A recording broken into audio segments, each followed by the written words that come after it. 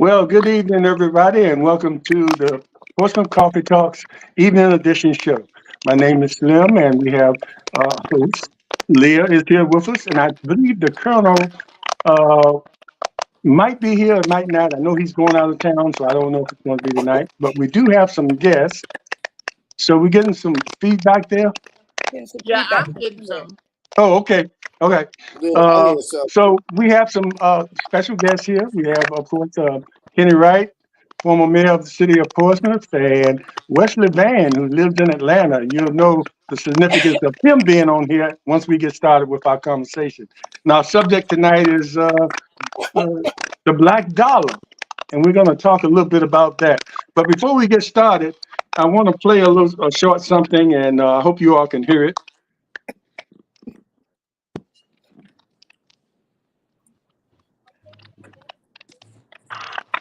How we will talk about black power with black dollar. There is no black power without the black dollar. If you're talking black power without black dollar, you're a hypocrite. The power is based on the dollar. The black power grows out of the financial structure of the community. White power. Why do white people have power? Access to capital.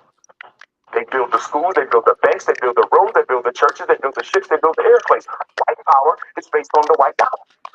Chinese, Koreans in a black neighborhood. How do you got Korean power in the ghetto? Because they own the mom and pop stores. The Korean dollar equals Korean power. That's true for every group.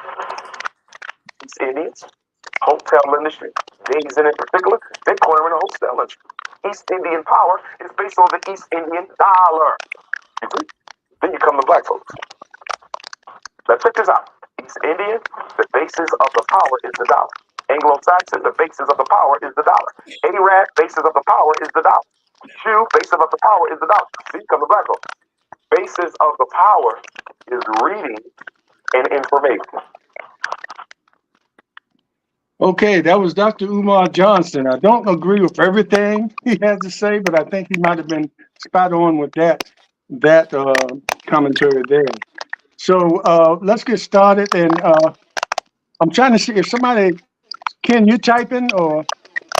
No, I'm sitting here listening. You got static. It's been ever since you tuned on. I don't know where it's coming from.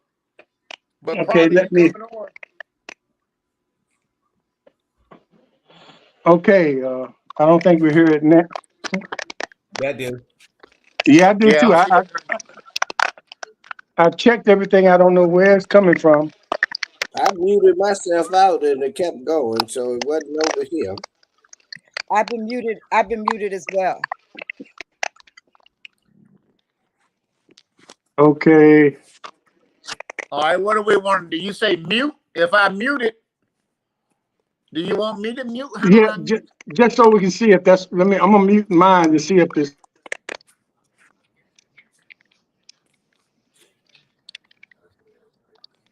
Yeah, that stopped it. No, I still heard it. Yeah. I don't know. Ken, mute yourself for a minute there. Okay, how do I do that? I don't know. Do you see a spot? Mic? At the bottom of your screen. At the bottom, I got mic, cam, chat, more. Yeah, and mute.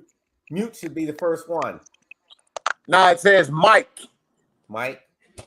You hit mic then. That might be it. Okay. Now you're muted and I don't hear anything. Everybody else unmute. All right. Am I muted? No, I'm not muted. Okay, so Ken, looks like it's coming from you because everybody else is unmuted. You're muted and we don't hear anything.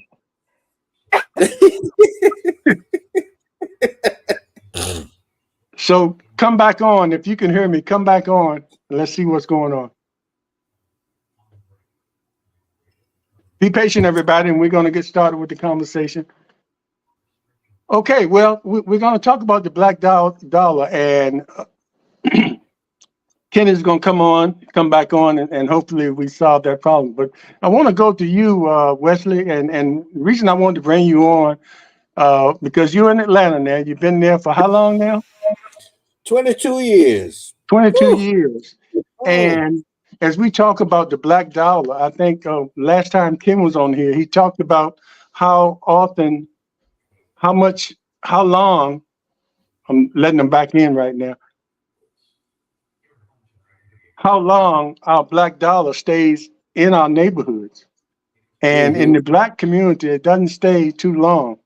But you've been in Atlanta, and Atlanta now is sort of like the mecca of black economic power, or, you know, that's what it's perceived to be.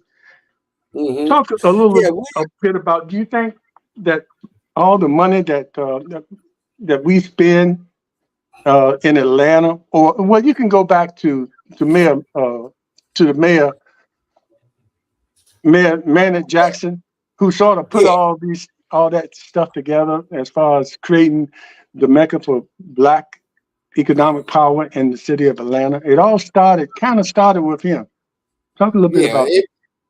The history of Atlanta is quite fascinating. It's you know, it was the capital of the Confederacy after Richmond couldn't hold on to it, or whichever way it went.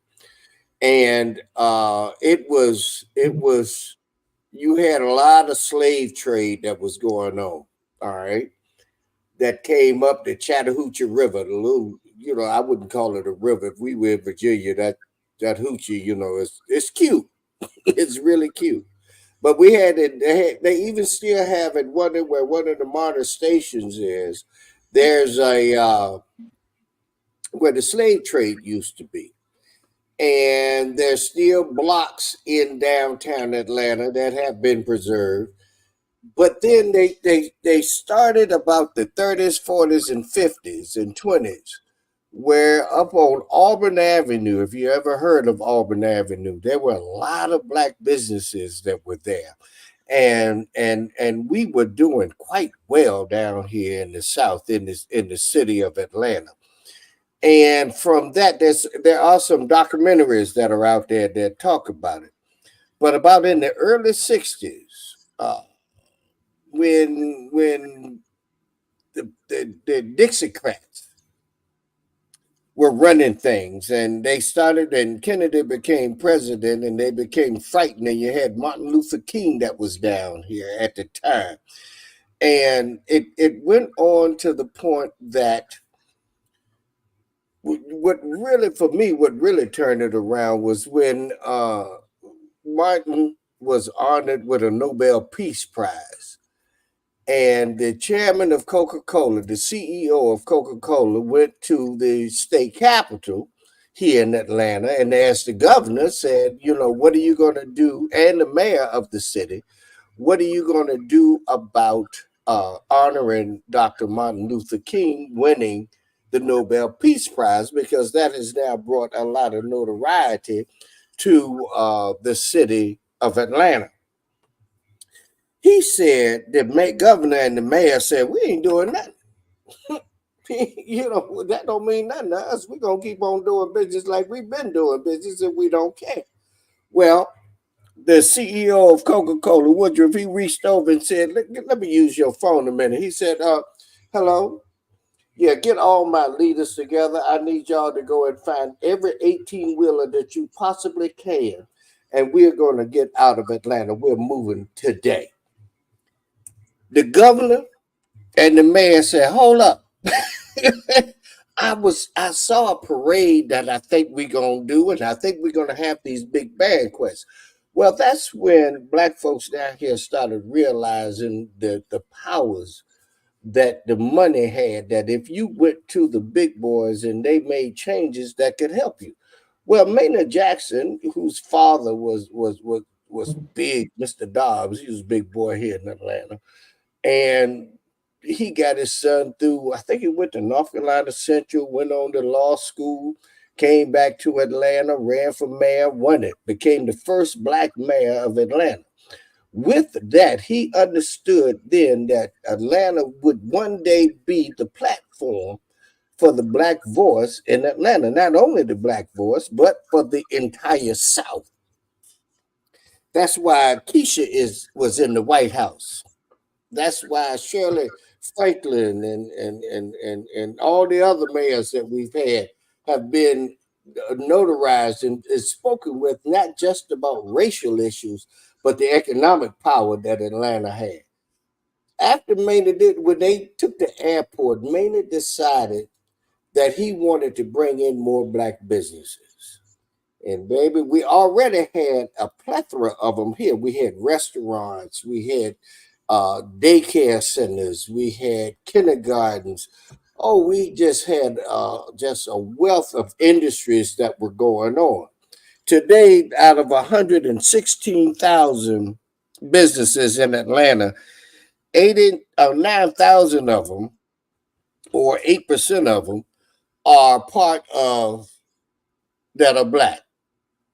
And it's great, and that has caused us to have it's influenced the education.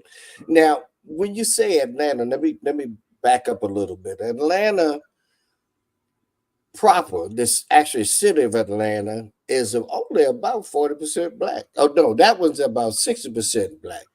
But when you get into the total metro Atlanta, which I wish Hampton Roads would do, but when you get into the metro Atlanta, you find that we have about 35% of the population. And when you go into downtown, there are several restaurants. There are several, I think we were talking earlier, Kenny, you were talking about the hotel. The hotel that I'm hoping that it was the Hyatt Regency, and that was run by Valerie Ferguson, who was a good friend of my wife's. And Val, one time, to show you how Black folks work down here, when we don't just have money, but we give back. They had a storm in '96 here during the Super Bowl, and none of her employees could get to work. So she and the few that were still there decided that they would clean that entire hotel. And if you've ever seen the Hyatt Regency, it used to be the tallest building in Atlanta.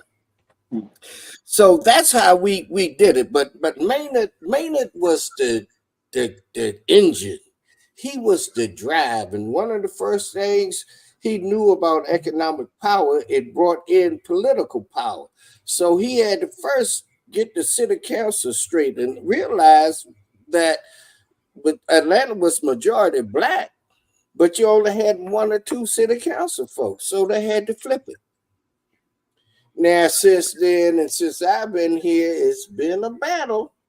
Fulton County is majority Black, which now Atlanta sits in, and like the airport, it all sits in about 3 different counties. Atlanta is one of them strange little towns, but we are the capital seat.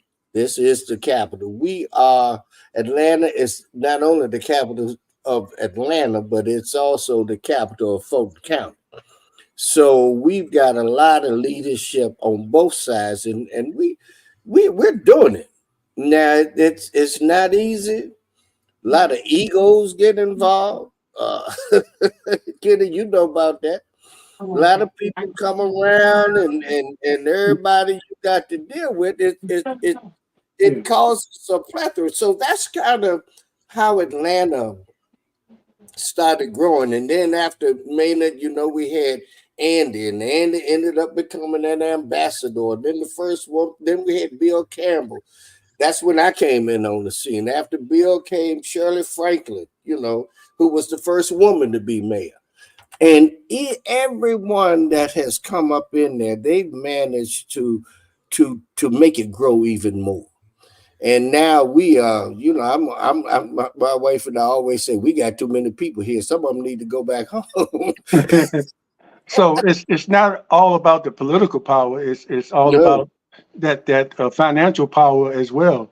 And Ken, last time you were here, you mentioned about how long money stays in certain neighborhoods, and I think the Ooh. black neighborhoods, black communities had the lowest time, the shortest amount of time where our money stayed in our neighborhood. Has that improved since the last time you've been here, as far as you know? You might have to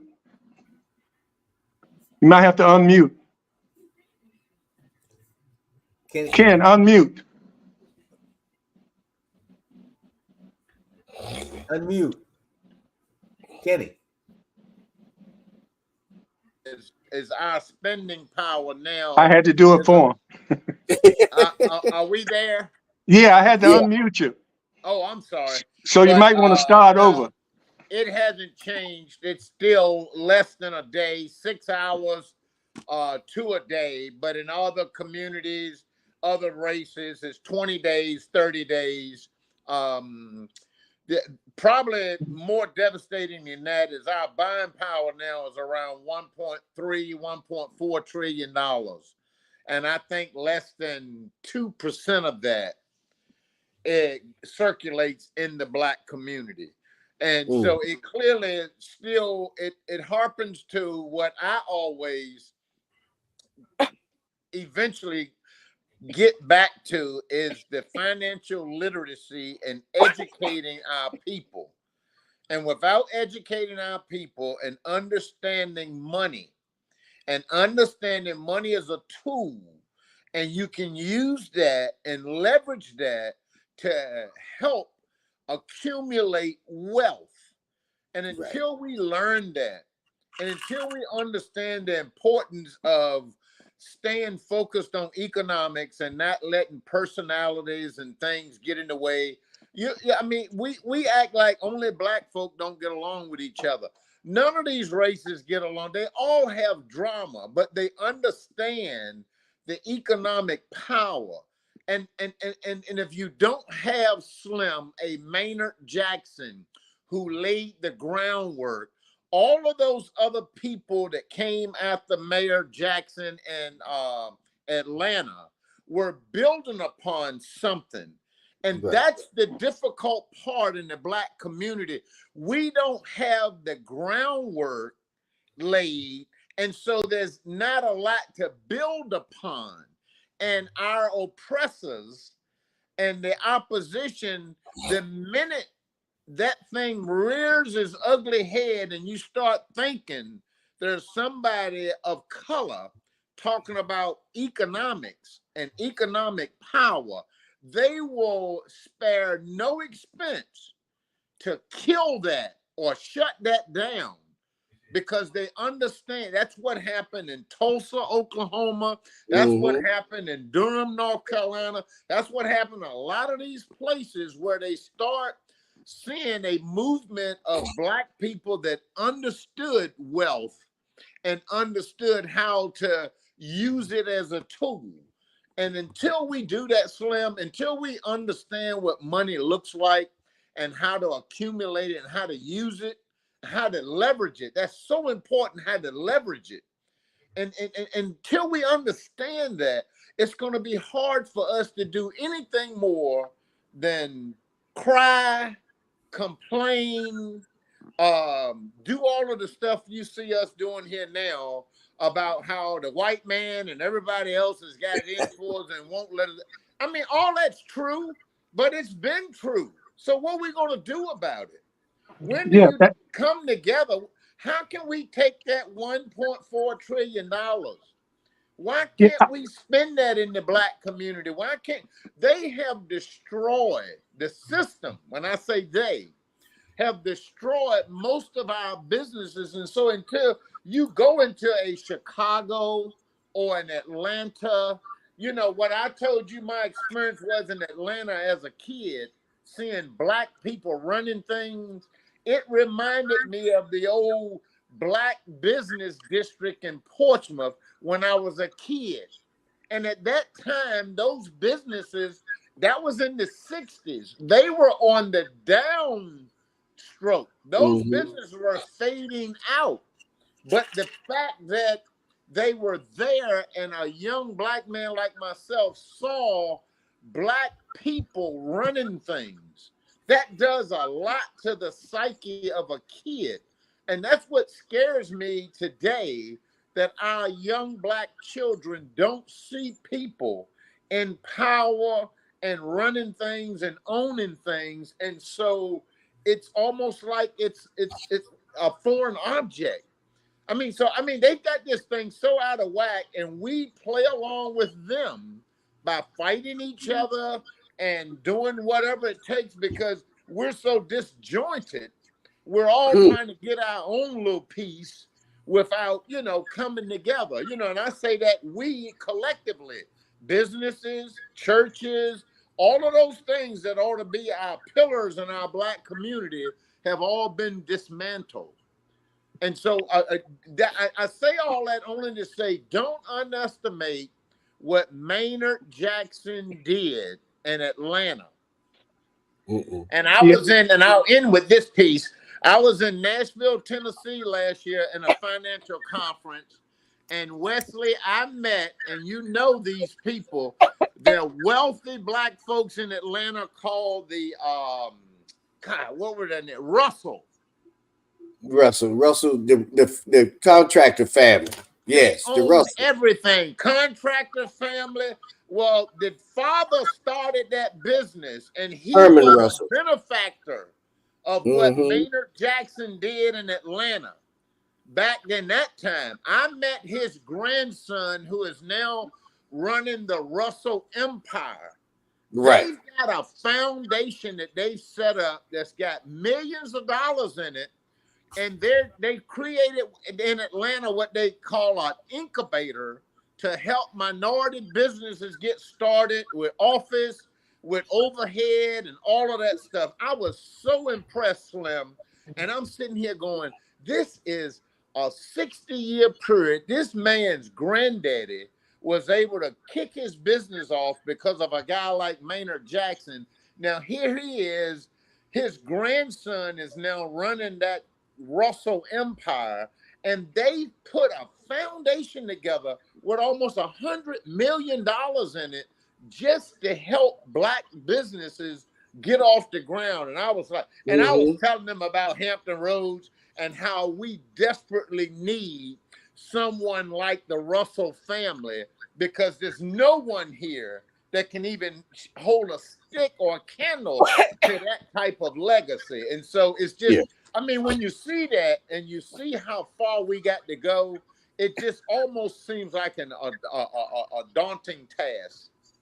So one of the problems is once the groundwork has been laid and we go from leadership to leadership, instead of taking those roots that have been planted and continuing on with it, we keep getting people that want to come in and pretty much reinvent a wheel that's already turning. Already been there. But Kenny, what I think, I don't know how Atlanta was able. Y'all forgive me. I got this cold, and I may have to mute myself again. But I wonder how did they break through the level of suspicion and the level of untrustfulness that we have for each other. I think that's our main problem in this area too, is that we just don't trust each other enough to even think about doing anything. We don't trust each other, and then we're afraid that somebody's going to get just a little bit more than I have, and so therefore I'm not going to share what I have with you because I don't want you to get ahead. Right. That's right. That hasn't changed at all. That exists everywhere. But here in Atlanta, you have to remember this was the seed of the civil rights movement. And because of what Dr. Martin Luther King and John Lewis and all them were doing here, we were left as a people, we had to trust each other because we were all we had. And then we realized that we are all that we need. So when we were able to do that with the civil rights movement, then when you take Auburn Avenue and all the different businesses that were on there, they were able to say, yeah, I'm going to help you, you help me. And so the money did stay. Atlanta was one of them rare places that over in South Atlanta and around Auburn Avenue, the money did stay right there. Now, as time progressed, and we started going to college, and we started going to colleges outside the HBCUs, we started seeing how other businesses were run, and we were trying to get other people money to come into our businesses. I know in Portsmouth, and I look at my families. My grandmother was a seamstress and a tailor. My mother's mother was a beautician, owned her own shop. There was Pet's Corner with the Whitfields up there. You had 2B Watts over there selling coffee. Everybody in that group, that generation, maintained their businesses. But when the children of that group came, they got involved into education. And I always bring this to which it. is not a bad thing. What? But Yeah, but you can't abandon the economics. right. You When you can't. abandon the And that's what economics, happened. the education is not going to work.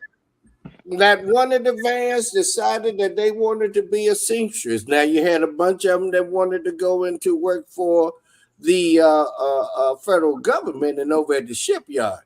Not one of the Whitfields' children, and I'm not talking about my group. I'm talking about the parents of them. They were all in the education, and not one. They became school teachers, which we needed. That not one of that group. It was still some of the watchers though did manage to maintain, and this is about Portsmouth, did manage to maintain generationally some businesses, and they did it through owning properties, and they kept a progression through that. Here in Atlanta, they did manage to go through, like you ran into Herman Russell's grandson. I had a book. I was looking for the book that I had by Herman Russell. It's a beautiful book, and he tells the whole story of his vision of how he saw Atlanta and how it grew and how Made It managed. They worked together to not only did you know that Marjorie Taylor Greene has a family, has a construction business that's one of the largest in the country. And she doesn't run it. She don't run nothing. I'm not going to go there. But her family and the Russell's family would compete for constructions against each other. And a lot of times the Russell family would win. Okay. I don't know if that she would have been too young to even know that was going on, but that's where her family is. But her parents and her folks above her, they understand money. They understand business. They know how it goes. We have to, like you were saying, Leah, we do have to get out that crab in the barrel mentality. That I'm going to hold on to you. I'm not holding on to you for you to pull me up. I'm holding on to you for you to pull me back. What we have to do is throw that rope back in that barrel and pull each other up. You know, we're down here celebrating 50 years of hip hop.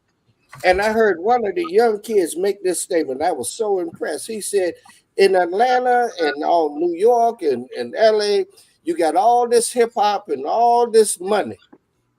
Where are your schools? Where are your hospitals? What have you done for your community in 50 years? And when you look back 50 years, you don't see anything that they've done for that.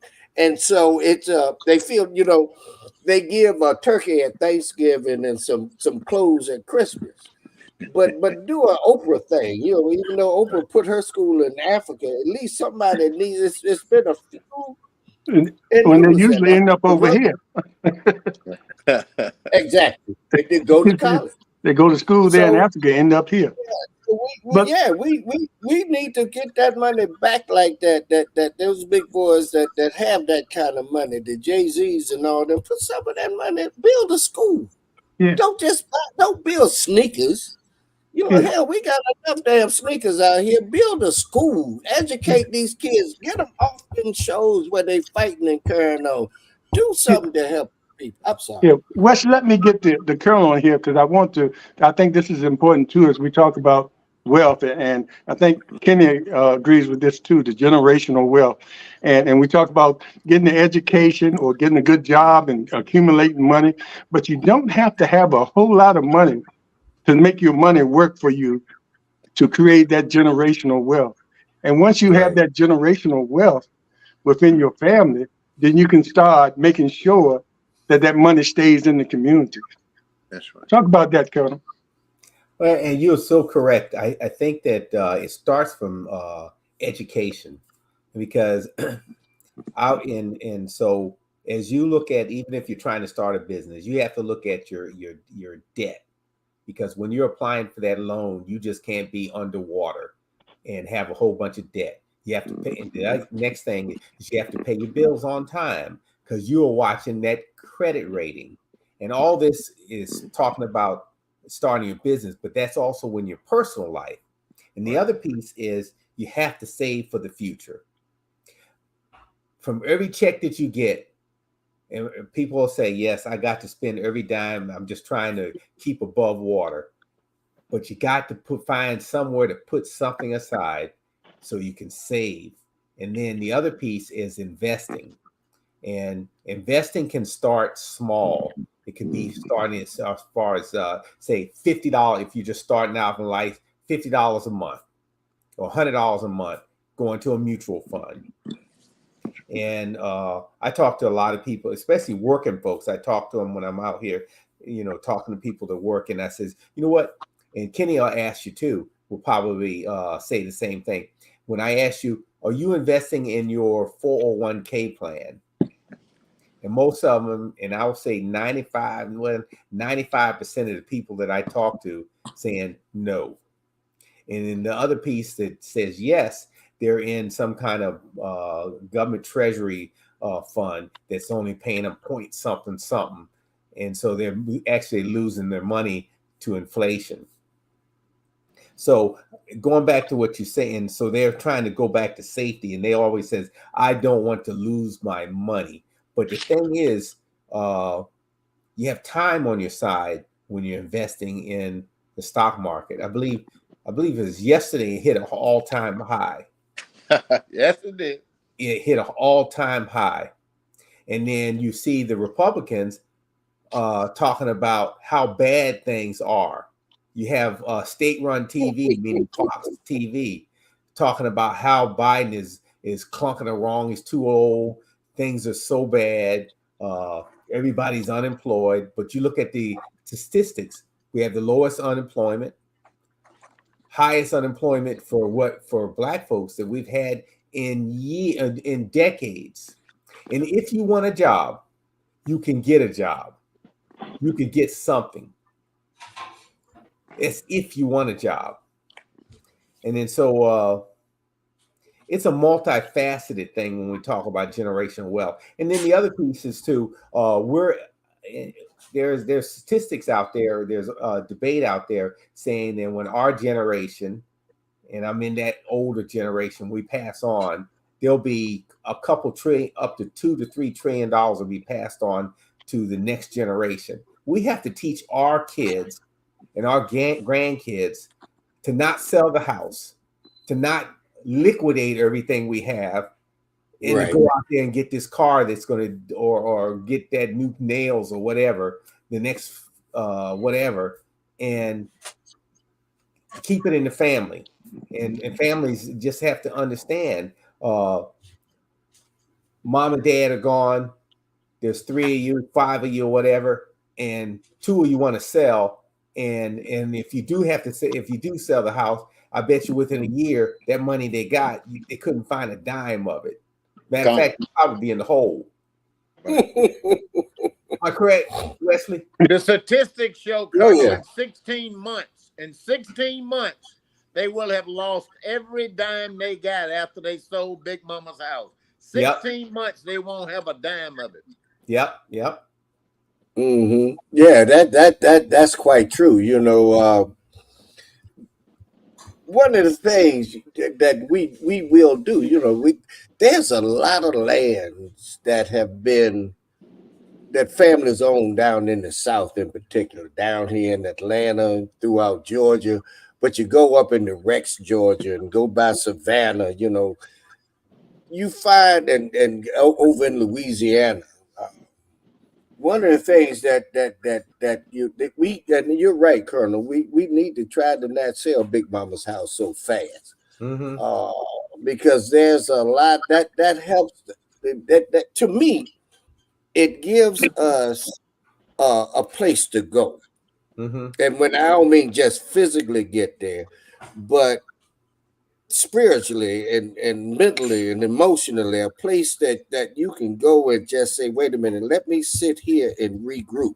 You know, I remember Julian Barnes when he was on the city council. I don't remember, but I've been told of the story. So when he was on the city council here in Atlanta, he and Marvin Arrington would battle. And they were great warriors on how to maneuver and get Atlanta to be where it needed to be. And it reminded me of the battles between W.E.B. Du Bois and Booker T. Washington and how they battled to figure out what Tuskegee was going to be and how they could, and to read the writings of these people is amazing. But to see, as you were saying, Colonel, that our kids now, they show for some reason being rich, and this is what I think needs to be taught, and I'm going to make it one of my plights. Being taught the difference between being rich and having wealthy. wealth. Yeah, they're two entirely different things. Mm-hmm. You can look at these young rappers out here, and they sitting there with stacks of money, and they own the video, and they think that's gonna make him. I ran into a kid, and when I was in Natchitoches, Louisiana, had his sister taking pictures of him with all his money. I said, "Well, what you gonna do? Are you gonna post that?" He said, "Yeah, I'm gonna post this on my page." I said, "Well, then they gonna know that you got money, so you setting yourself up to get robbed. That is so stupid." Mm-hmm. And he looked at me like I was crazy. But that's what they do in videos, you know, Sony Records and Def Jam and all these people. And what is this one group called Zeus Network? Sending us in a bad light, and they sending these kids and saying that being vulgar is good and it makes money. As long as you can be as stupid as you can be, you can make money. Well, how long does that last? Like you said, Kenny, in 16 months, it's gone. Mm-hmm. It's gone. Mm-hmm. You've invested nothing. Yeah. You ain't had nobody to leave nothing to. You got 15 baby mamas and 32 children, and you can't afford to do that. And And that's where Wes, let me ask Kenny this. As the Colonel talked about generational wealth, and then you have people that work for years and create or build some a way of living comfortable, and then you have businesses that are successful. Once we accumulate the wealth or some money, I guess it comes down to how we spend it. And I think you're a classic example of keeping that money in the community, the things that you do in the city of Portsmouth that everybody doesn't know about, but everybody doesn't have to know about. You just do it. It's what we But do it's with our wealth how is you the main thing, leverage how that. we use that power that we have. Right. You gotta leverage it. You gotta, even if let me give you Outer Banks. Everybody knows what the Outer Banks is. Everybody's going there spending money left and right. You got Nag's Head, you got Manio, you got Duck, you got Corolla. Well, in I think around 1947, 3 black men went down there to the Outer Banks and bought 84 acres of land for $2,000. One of those black men was named John Henry Bias. There's a community in Duck in the Outer Banks now called Bias Shores. Mr. John Henry Bias was the first president of Elizabeth City State University. Back when it was the Teachers College and the normal school, he is credited for holding that institution and getting it to where it is today. but him and two other fellas. I 2 weeks ago, Slim, I was in Duck in his grandson's house. His grandson name is James Cofield. I'm in the house and he's telling me about granddaddy and them buying those 84 acres out there in Duck. This guy wanted to meet me because, you know, I went and bought property out there. I bought one house in Nags Head on the water 3 years ago. I paid $1.5 million and I have less than an acre. But in the 1940s, Mr. Byers and a guy named Charles Jenkins and another guy named Hargrove went out there and bought 84 acres for $2,000. And they kept that in the family. Mm-hmm. As a matter of fact, they didn't do anything with it. It was their children that developed it and built it. But they, again, the groundwork, they laid the foundation. They went and purchased that land. Mm-hmm. Now, Mr. Byers, the president of Elizabeth City, he was a jet black man, so he couldn't get away with it. I think Charles Jenkins might have, it was one of the three men was light-skinned, and they thought he was white. Charles And that's Jenkins' how they daddy. bought the land. Oh, Because the if they'd have principal. seen Mr. Byers Yeah. or the other fella Hargrave, they'd have never sold it to him. So, I mean, because of all of the racial and all of that stuff, but these guys had a vision to buy this land and to hold it. And the acreage they bought, if you understand the Outer Banks, from one end is the Sound and the other end is the ocean. They own Right. 84 acres from Sound to ocean. They Mm. still today, some 60 years later, they rent those beach houses and Bayer Shores. And these guys are renting them for about $10,000 a week. Tell me that Mr. Byers, who was an educator and a teacher, poor black man in Elizabeth City, they didn't have money. They just came together and say, we want to do this. And to spend $2,000 back in the 40s and then leave that land so your children and grandchildren today can benefit from that. And then a guy like me showed it, because the guy asked, he said, man, how much did you say? I said, I paid $1.5 million for a half an acre. Y'all got $2,000 tied into 84 acres. So I'm a little Johnny come lately, but again, Slim, when you talk about generational wealth, if you don't get out and try to accumulate something and leave it to your children, you know, I tell you this all the time, 70% of us don't have wills or estate plans. Mm-hmm. And so there's no way you can direct what you want to do with your assets. It ain't just about money, it's about the assets. And that's where the wealth piece is. And you have we to pass lose down the all of knowledge. that. You have to pass The down the knowledge. knowledge of what to do with it. But if you put in your plan that I do Right. not want this land sold, they can't sell it. When you're in the ground, they'll still be going peeing on your grave because you put in there, they can't sell it. You make that family work together and work that land and make it something, or leave it to their children. You can put that in your plan. Okay, my son's sorry as hell and hard-headed. I'm going to leave it to his children. They don't even have to be born and you can put it in there. Mhm. So that land will set until he has a child. Okay? Mhm. I mean, these folks do this all the time. Look at all of these white folks that you think is ignorant and they getting all these trust checks. Their great grandparents got so much money. These guys get checks every month.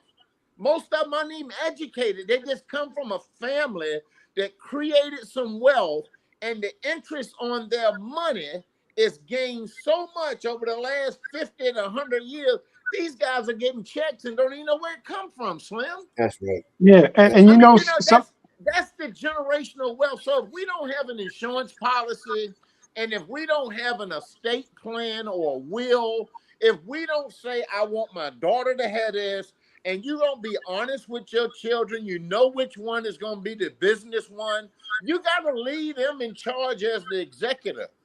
Your favorite might be the one out there rapping and smoking and all that, but I mean, you got to put people in charge, but you also got to stipulate this land will not be sold. And in your estate, there's enough money that if it isn't paid off, that you pay it off. I mean, it's just, Jack Kent Cooke, the guy that, I love the Redskin, the guy that owned the Redskin, Mr. Cook, knew Slim when he died that his son wasn't worth 5 cents. He did not want to leave that team to his son. Mr. Cook said when he died, he had it in his estate that I want the team sold. I want to give half the money to my son. He took his money and went to the Bahamas and bought a whole island. Ain't nobody heard from Jack Kent Cooke's son in 20 years. Mr. Cook took the other half of the money and he put it into all of these nonprofits in the Washington, D.C. area. There are Black children, Asian kids, there are hospitals. There's so many people now benefiting off of the sale. And I think he sold the Redskins to Snyder when he died. I think Snyder bought it for about $800 million. Now he just sold it for $6 billion. But again, when you planning that, you got to put that in your plan and your will, and you got to make sure that an attorney or someone oversees and make sure what your wishes are to happen. Most of us don't, and so it always wind up being whoever the kid is that's staying in the house with Big Mama when she died. Then they don't leave, and then the sisters and brothers that's gone off and got married, they all out having separate conversation about, hey, sister so-and-so think that's her house because she there, and then she thinks it's her house because she stayed there to take care of Big Mama when the rest of them went off and got married and went to college. And so they all sit there in that house and nobody pays for nothing until they come and put everybody out. That's right. That's why education is so important. That happens every day. I can't tell you how many properties I own that are heir properties that I purchased because of family members not getting along for that very example I just gave you. And that is real important. That's why education is so important, Colonel, because I'll tell you one group of people that really know the importance of the black dollar: scammers. Those people that want to show you the shortcuts to getting rich. And a lot of us are getting caught up in that. I don't know how many times at a young age you run into these people. Hey, have you heard about so-and-so? And you go to these meetings and the people that have made it are the few that will ever make it. But they, so we just have to be careful with that. And it's just a matter of being educated of how to spend our black wealth and make sure that we keep it in our community. It'll never be the way it was, like you talk about, Kenny, like Effingham Street was, and a lot of places that Wes brought up about his family owning businesses and things like that. But it still can be some points where we can invest in ourselves, in our own community. That's exactly right. I was getting ready to say, you took the words right out of my mouth. We have to invest in ourselves, even if we never make it to the stock markets. I mean, there are other ways to invest, but we've got to invest in ourselves. We got to start with savings. You got to have a savings, but that's not the end all. The savings is the beginning. Some of us save money and we might have money that lasts 3 to 5 years, but that's only going to carry you so far. If you don't learn how to take that savings and leverage it in either a business for yourself or your child, or invest in the stock market or something, that savings is not going to do what you need it to do. And unfortunately, a lot of us black people, most of our investment is in our home. Outside of our home, we own nothing else. We don't trust the stock markets. We don't, all of those things. And it's like, it's unbelievable the amount of money that's been made. I think Wes mentioned yesterday we hit an all-time high with the S&P. That thing, if you look over the last 20, 30, 40 years of the stock market, it's just Slim, and I hate talking about my personal self because, black people think you're bragging when you say that. But I got some 20-year-old Apple stock. Do you know what Apple has done over the last 20 years? Yeah. Okay. And let me just Can share imagine. with you, it's over $1 million. Right. Okay. And I don't have but about 100,000 in that million. Mhm. And I won't touch that stock. I'm going to leave that for my girls. Okay. That's just one stock. Who'd have ever thought Apple would have done what it has done? And everybody right. is walking around here with a cell phone, a watch, Mhm. iPad. We getting blood pressure checked. We getting, everything. It is amazing what's happening in these corporations.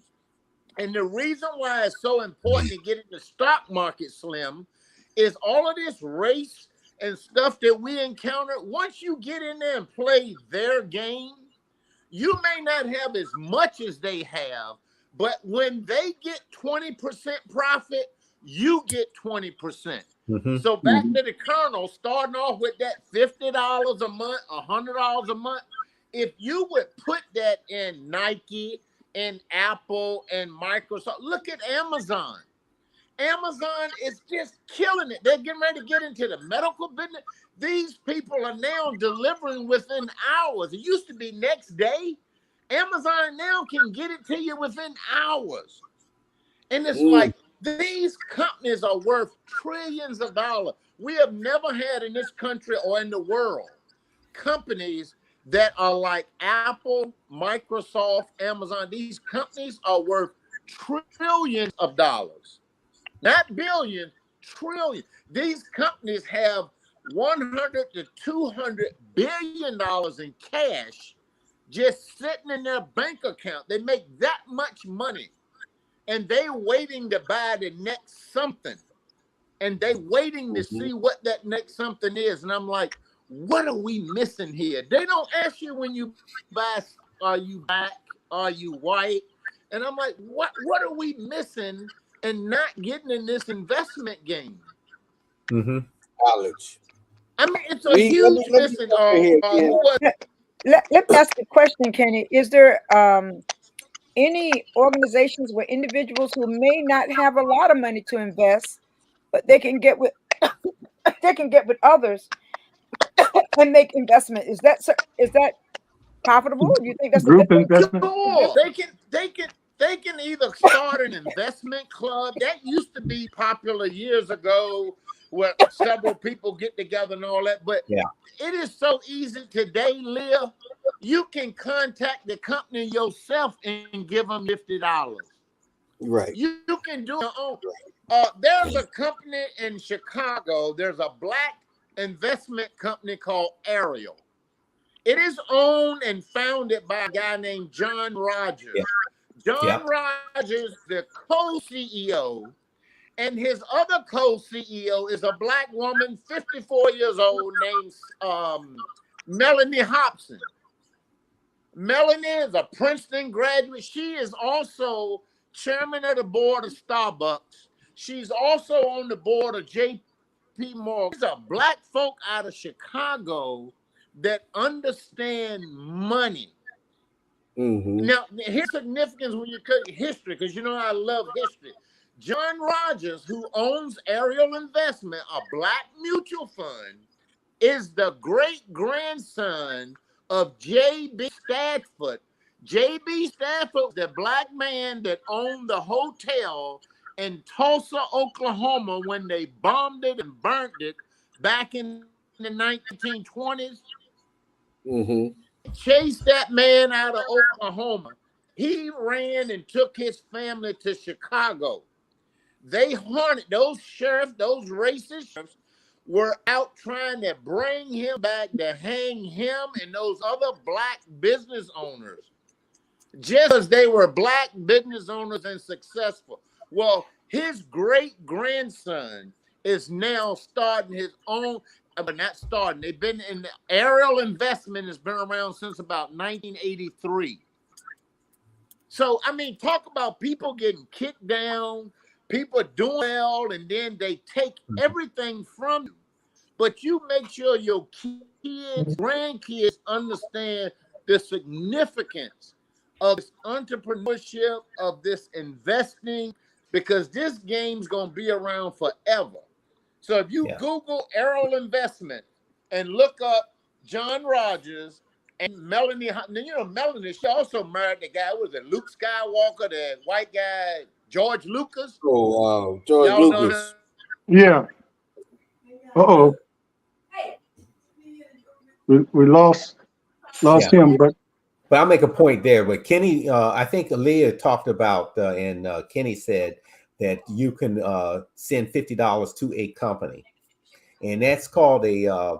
They got thousands of companies, tens of thousands of companies that have what they call dividend reinvestment plans or DRIP plans, and you can send so much money to them, and they have low fees to buy. That's like monthly. You can send it monthly or send it quarterly or whenever. Are you saying drift? DRIFT? No, drip. DRIP. Like drip. Drip. And drip. Just like I remember the first drip plan that I started buying was Dominion Resources, which is was old Vepco, but now it's Dominion Resources. Yeah.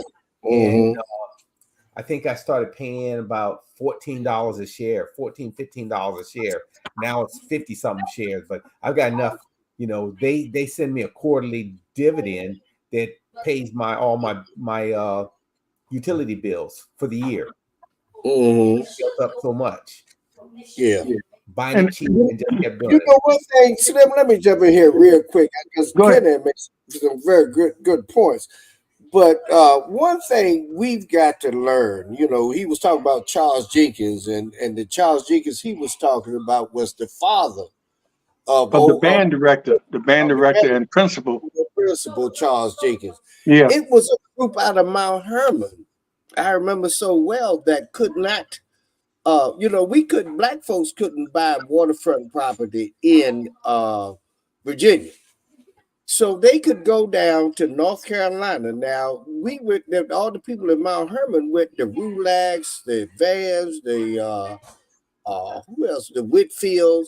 They all went down to Hertford, North Carolina, and bought up this farm that was on the inner. You got the outer bank, and then you got this back bank, the inlet that's back there, and they bought up there $50 a lot. And that land is still out there today. And I think most of the families locked it up so that the children couldn't sell it. And it's generational property now. That was one of the things that I call them the great generation because they fought wars for us. They made investments.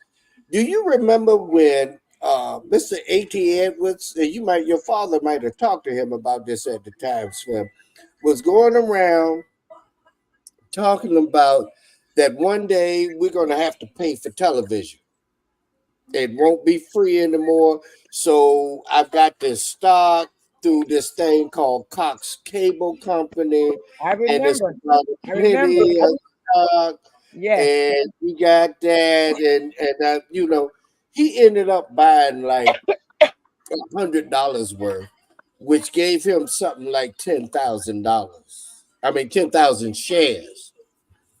When he died, his children ended up getting $400,000. Just 40, we've been dead, 30, 40 years. $40,000 off something called, and it was inconceivable to say you had to pay for television. You're gonna pay for television. Nobody's gonna do that. Now everybody's paying for it. Yeah. And so you've got to have that foresight. Kenny does a good job of talking that because the history of it is important because you got to learn from how they did it. Again, 2B Watts when he bought Seaview Beach. Yeah, He and we're gonna do a story about Seaview Beach during Black History Month, and yeah, all those guys that put together their money, they, and then they it was illegal.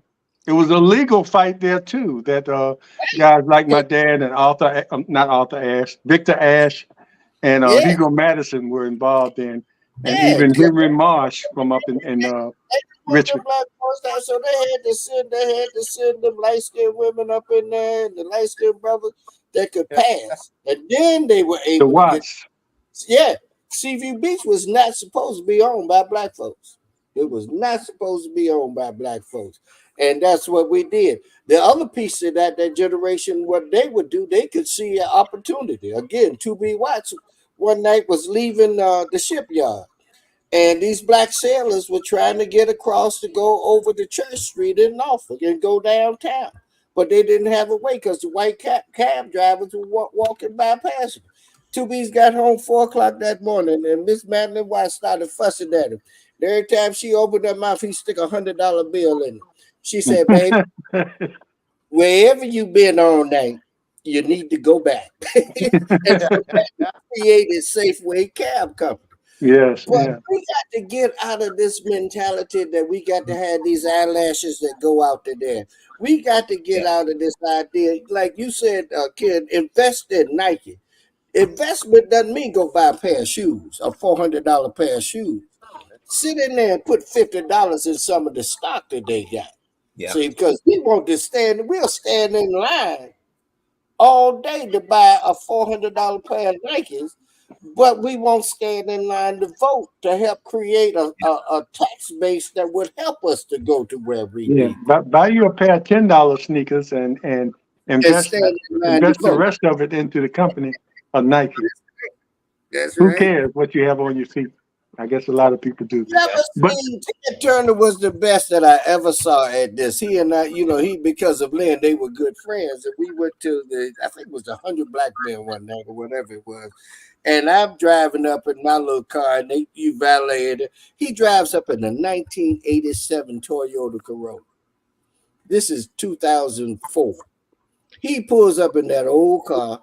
They park his car on the front, along with the Maseratis and the Lamborghinis, but they knew who he was. They knew See, who we- he was. That's right. We got to get out that thing that you got to have a See, nice car. But you see, Wesley, the problem Hmm? is, if I remember looking at the statistic correctly, Black Americans spend 20% of all the luxury goods that are sold in America, and is higher than the percentage of Blacks who live in America. So we're spending all of our money on luxury goods just to be so that we can be seen in a Mercedes Benz or a BMW or a Maserati, and that's all we have to show for it. That's all we have to show for it. yeah, it's fine when you get to that point and you have other things Yeah. and you can get that. But when you get that and some nights you might have to sleep in it, Yeah. I mean, That's right. it's not saying that's a lot. I was listening to Leon Cooperman the other day on MSNBC. He's a billionaire. He says, but he rides around in a Hyundai. He drives a Hyundai. He said he has no need. I mean, he can afford anything he wants to afford. Drive anything he wants to drive, but he drives a Hyundai, He said he had no need for luxury car. You buy what you need when you can afford it. Somebody did a great illustration to show a brother with the chains around his neck, the bling on his arm, earrings in his ear, and his nice car, and then show this white boy with a pair of khakis and a polo shirt on. They said, which one is the wealthiest? You've got to it's education, Ken. It's education. We have got to teach our young people generationally how to handle this kind of money. I give my daughters a great thing because they're teaching their daughters. I don't have any sons or grandsons. I wasn't blessed. I was punished. But I've got these You were granddaughters. blessed. You were doubly blessed. You were blessed. All women. Oh yeah. Oh okay, yeah. all women. 60% of the households held by blacks are held by black women. So hey, okay, go ahead. Yeah. Says Yeah. the black women of the panel. Black women. The backbone, the backbone of the black race. They're doing very well. They're doing well. They're teaching their daughters how to do it. And I can see from their teaching, because I came out of corporation. I came out of General Electric Credit Corporation. And I learned they used to, in those days, in the early 80s, they had some secrets. Them boys, they allowed us to get into warehousing, personnel, and operations. But when it came to that money side of it, they didn't allow us to be up in there. And that's when I was with General Electric Credit Corporation, which was nothing but money. And I ended up being the first black marketing rep that they have selling money. And there's a lot of boys in North Carolina today that will say, thanks to Wes, I've got this because we had the foresight. And then we maneuvered around to make other things happen for them. And so I thought my daughters would watch that. And I always thought, because their mother was a school teacher and their aunts and my mother was a nurse and grandparent and the grandma was a school teacher, I kind of felt they were going into teaching. Neither one of them did. One of them is now, she's chief executive assistant for the mayor of Greensboro, and the other one's running a division of an IT network. I can't think of the name of it, Kenny, but that little girl, they rolling. They doing what they do. But they're the exception. I don't want to say the exception to the rule. They are what the rule is supposed to be. Hey, don't get these men up here to start talking about their daughters now. We'll be up here another 3 hours. All of us got daughters that we can talk about. Yes, but that's okay. We have to dedicate a whole show, men talking about their daughters. Let's do it for Father's Day. How about that?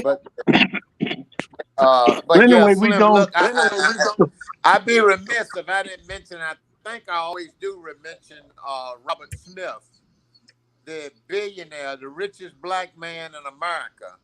Okay, he's number one on the list. He's the fella that paid for all of those kids at Morehouse college tuition. Yeah.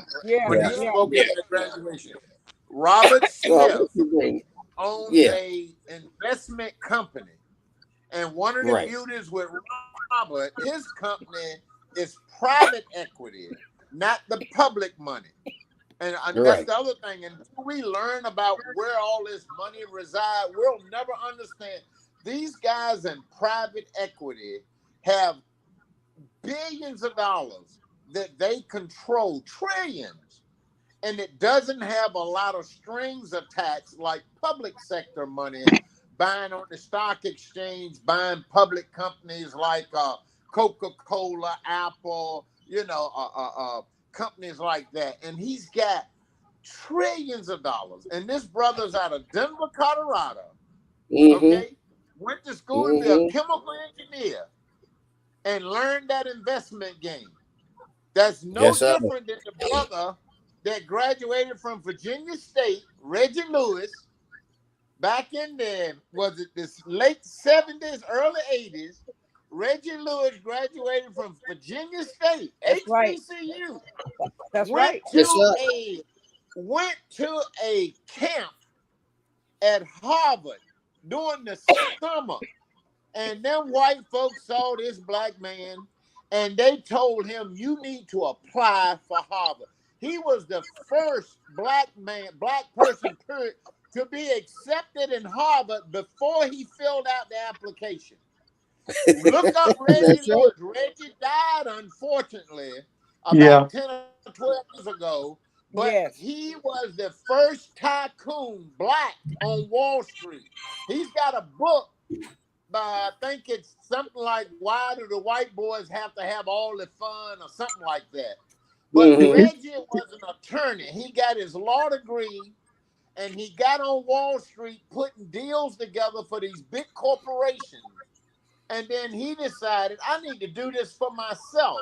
And I think the biggest corporation he put together was, I think it was Beatrice. I don't know if y'all ever heard of that. Yeah, Beatrice. That was, they did all the washers and sodas and soap and stuff like that. That was Reggie Lewis, a young poor black kid from Baltimore, that went to Virginia State and graduated and got in there and learned that game on Wall Street and mastered it. And That's I'm right. telling you, Slims, we have to expose our children and Mhm. we have to have the discipline to show them that we have something that's worth fighting for. If your children don't see nothing in the family assets and they don't understand how to value it, they're going to Mhm. continue to go out in the wilderness looking to try to chart their own course instead of trying to find a way to how do I chart a course that will eventually lead me back when mama and daddy die that I can take those assets and do something with. And Right. until we teach our kids that, until we sit down with our children and go over our finances, no big or small they are, until you do that, you're just, I mean, you're just one generation away from them starting from scratch and trying to do it all over again. And that, I mean, That's right. that's the sad part that, I think they say now nationally, we black kids make, or black folks are about 30% less in the wealth gap. And over 70% of them, or like 38%, don't even know what the stock market is.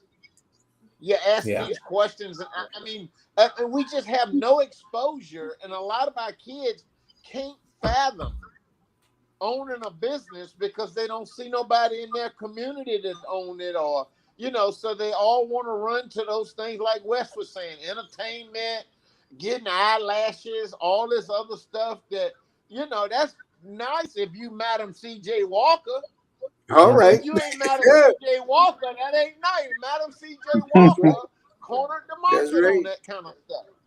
I mean, so we That's got right. to be smart about this thing Mhm. and put some entrepreneurial spirit in this thinking of ours and understand that economics is just as important as anything else. Y'all remember that big fight Prince got into? Did he change his name to some symbol and all that? You know what all that was behind? Economics.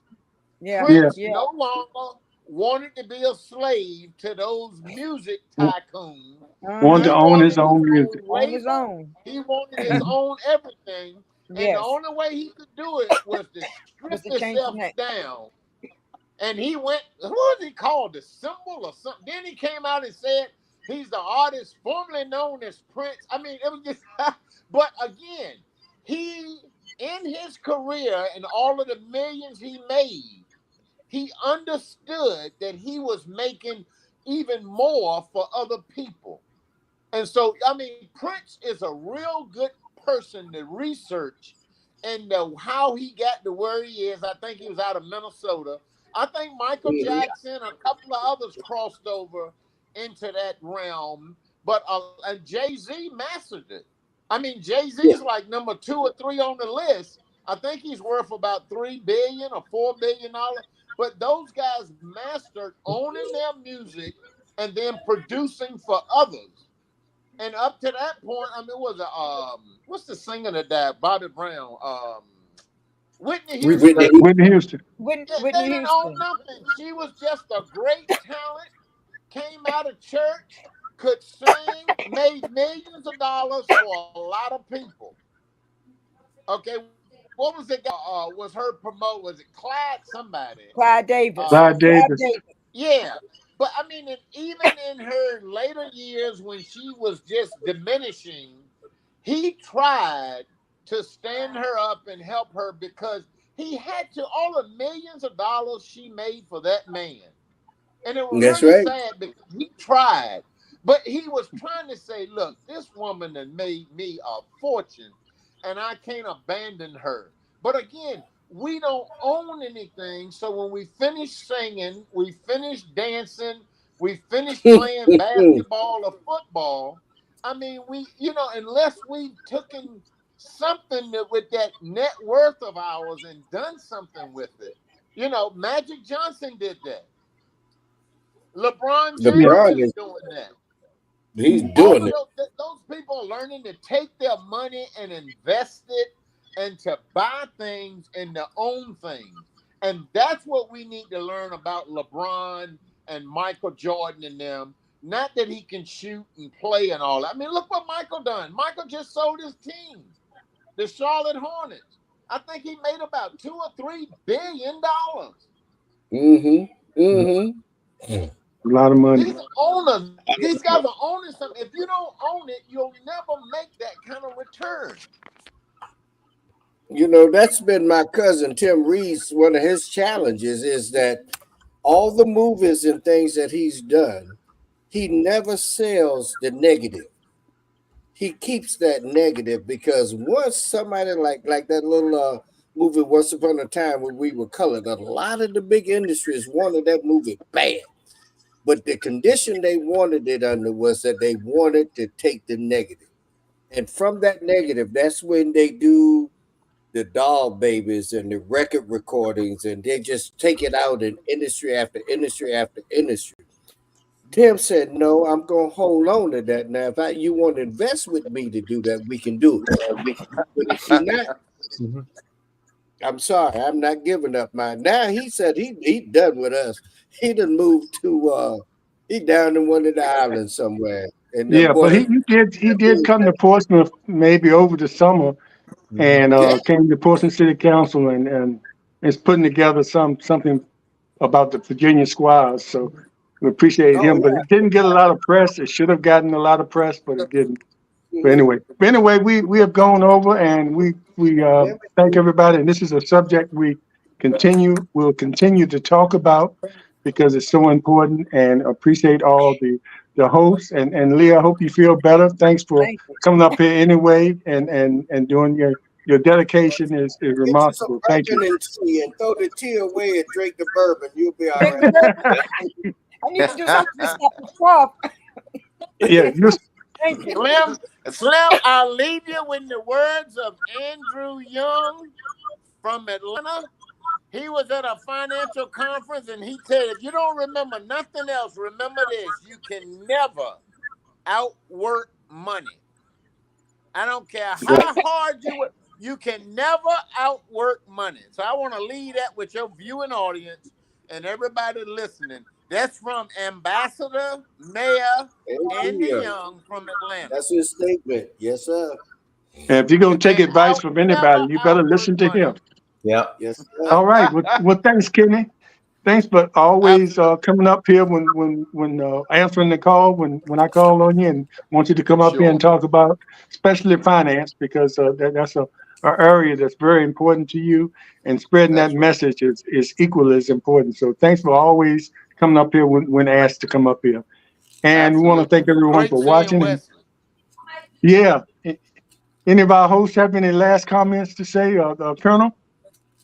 I'll make it real short. In a few words: save, invest, educate. And then the fourth one would be vote. Oh, yes. Had to add that piece. Yes. Got to. Thank you, Kenny and Wesley. Thank you so very much for all that you've given to us today. And prayerfully, there are many out there who heard you and think that they may start an investment club or try to do some things to help to enhance the lives of their children later and grandchildren later on. So I just want to thank you all so much for the valuable information that you shared with us on today.